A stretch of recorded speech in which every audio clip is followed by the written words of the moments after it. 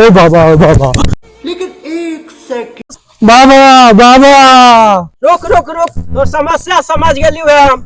बा समझ गए ना बाबा, का समझ गए बाबा, एक बार बताओ ना बाबा। समझ गई तोरा का चाहो जे, तोरा मौगी चाहो ना, मिल जेतो। बाबा बिल्कुल सही बाबा, बिल्कुल सही। बाबा 78 साल से तपस्या कैले ही, हमरे समझ में ना अभी थे हो, हमरा हल्का में मत ले। ना बाबा, तोरा हम हल्का में न ले ली बाबा, तू हमार समस्या के हल कर बाबा। हड़बड़ाई है मत बेटा, तो तुरंत हम टेंशन के हल करवाओ। ए बच्चा, ये समस्या के तोर हल, लड़की पर छीट दे में वो लड़की तोर हो जेता। का हो जितने बाबा?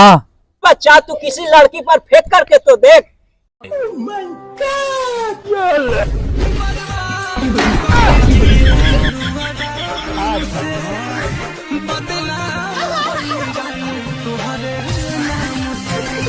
माई के चोदो, मामो तेरा बहन के चोदो, महावीर बाबा तेरा मैया के चोदो।